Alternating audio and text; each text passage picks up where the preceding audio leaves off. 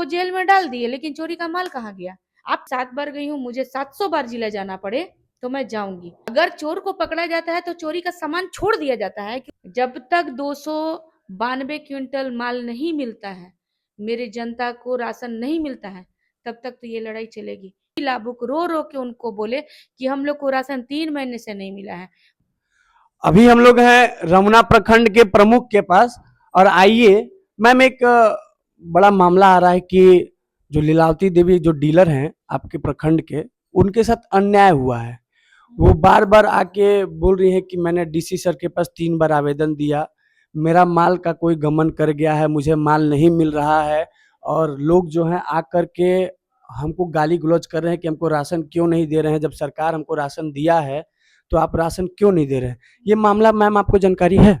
बिल्कुल, मुझे क्या, ये पूरे जिला में उपायुक्त महोदय तक को मालूम है। तो इस पे थोड़ा सा रोशनी डालिए ना, क्या मामला है, पूरा अच्छे से बताइए तो।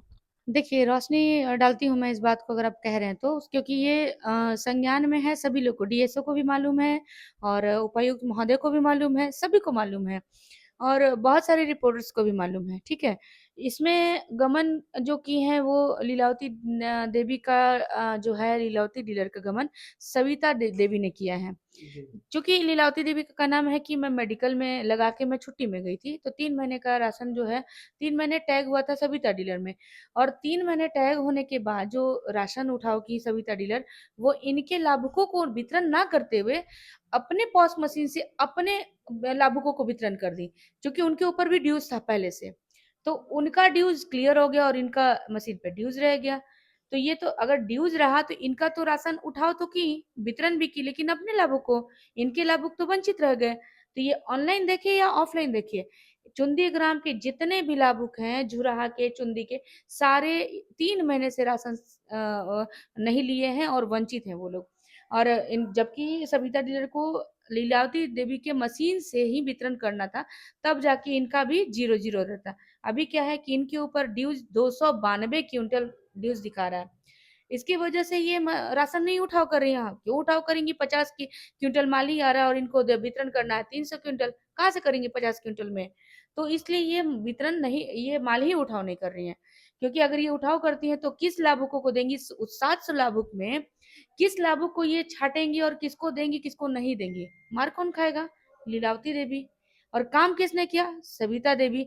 मैंने बहुत अच्छे तरीके से इसको बैठ करके डीसी सर के पास भी बैठ इस विषय को रखा, और उनका निर्णय भी बहुत अच्छा था, सराहनीय था।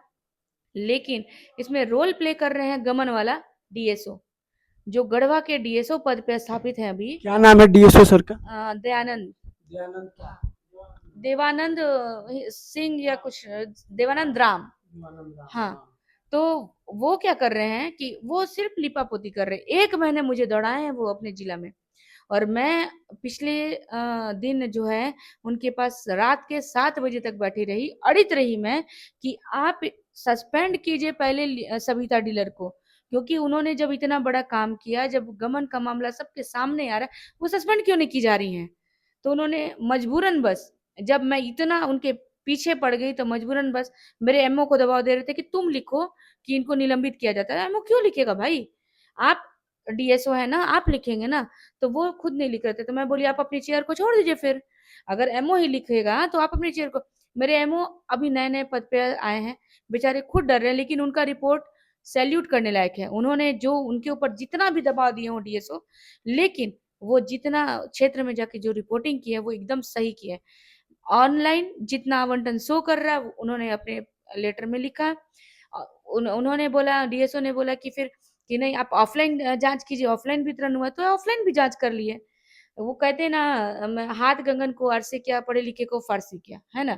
जो सच है तो सच है, ठीक है।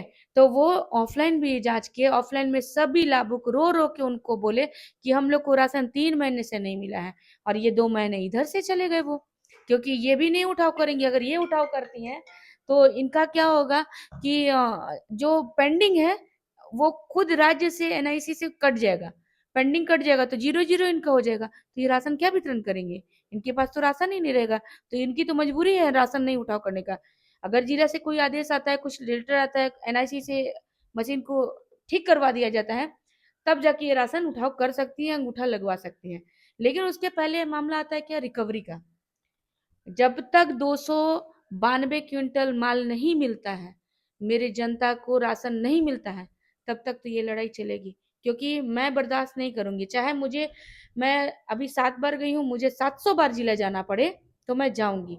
और मैं उन डीएसओ सर के सामने फेस करूंगी, क्योंकि वो कहते हैं कि फलाना के दबाव में है, चिलाने के दबाव में, तो भैया तो नौकरी क्या बोलते हैं डीएस और किसके किसके दबाव में है? किन्हीं का नाम लेते हैं कि उनके दबाव में है। मैं इसको नाम जाहिर नहीं करना तो चाहूंगी। दबाव में रहेंगे तो जनता का हक आप खा जाइएगा। खा ही गए ना। आप सस्पेंड किए तो आप उस लेटर में क्यों नहीं निकाले कि रिकवरी कीजिए। अगर चोर को पकड़ा जाता है तो चोरी का सामान छोड़ दिया जाता है, तो मांगा जाता है ना जी। तो चोर को आप पकड़ लिए, उसको जेल में डाल दिए, लेकिन चोरी का माल कहाँ गया, आप खा गए। मैं आपके चैनल के माध्यम से पूछना चाहती हूँ, क्या गढ़वा जिला के डीएसओ सर 292 क्विंटल माल रखे अपने पास, वो गमन किए हैं, वो तभी ना रिकवरी नहीं डलवा रहे हैं, तो उनसे माल वापस लिया जाए। डीएसओ सर क्या बोलते हैं कि रिकवरी नहीं करेंगे? नहीं लिखे ना लेटर में, कहाँ आया रिकवरी का। डीएसओ सर क्या बोले हैं? बस उनको सस्पेंड किया गया। बस सस्पेंड। बस सस्पेंड ऐसा किया कभी गया। बोले कि कुछ दिन में हम रिकवरी का कुछ ऐसा कुछ बयान आया उनका? नहीं, उनका कोई बयान नहीं आया है कि रिकवरी करेंगे। उनका यही कहना है कि मैडम देखिए ना, क्या करें, हमारे ऊपर प्रेशर है, हम कैसे करें। तो भैया आप छोड़ दीजिए नौकरी ना, कई के लिए नौकरी कर रहे हैं जब प्रेशर है। मैं भी एक जनप्रतिनिधि हूँ, मेरे पास मेरे ऊपर प्रेशर रहेगा तो मैं गलत काम करूंगी। मैं जनता के लिए चुनी गई जनप्रतिनिधि हूँ, मैं जनता के साथ चलूंगी ना। जो सच्चाई है मैं सच के साथ चलूंगी। और मुझे 292 क्विंटल से मतलब है, मेरे लाभुकों के अनाज से मतलब है, आगे कुछ मतलब नहीं है। अगर मुझे इसके लिए जिला जाके मैं पिछले 2 पत्रकार 3 पत्रकार और आए थे, मैं उनको भी बोली हूँ कि अगर निष्कर्ष नहीं निकलता है, निवारण नहीं निकलता है, तो मुझे जिला भी जा करके अगर भूख हड़ताल पे भी बैठना पड़ेगा तो मैं बैठूंगी। मैं, जब मेरे जनता ही भूखे हैं, मर जा रहे हैं, एक एक लाभुक तो मर गए क्योंकि वो दिव्यांग थे, वो कुछ काम कर ही नहीं सकते थे, इसी राशन के ऊपर वो डिपेंड थे, तो उनकी तो मौत हो गई, उसका उसका भरपाई कौन करेगा। वो वो ऊंचे पद के जनप्रतिनिधि, या डीएसओ सर, या मैं, या ये डीलर, कौन करेंगे, वो तो मर गया ना बेचारा। तो मैं आपके चैनल के माध्यम से उपायुक्त महोदय को इस विषय की संज्ञान है, जानकारी पूरी तरीके से है, तो मैं यही चाहूंगी कि सर आपका फैसला बहुत निष्पक्ष रहता है और सही रहता है। तो मैं आपसे आग्रह कर रही हूँ, निवेदन कर रही हूँ कि आप जो सविता डीलर को सस्पेंड किया गया, उनके ऊपर रिकवरी का बहुत जल्द आदेश निकलवाइए, ताकि हमारे लाभुक अनाज लें और अच्छे से अपना जीवन यापन करें। जुड़े रहिए एबी अवेयरनेस के साथ, सत्य ही सशक्त बनाता है। जय हिंद, जय भारत।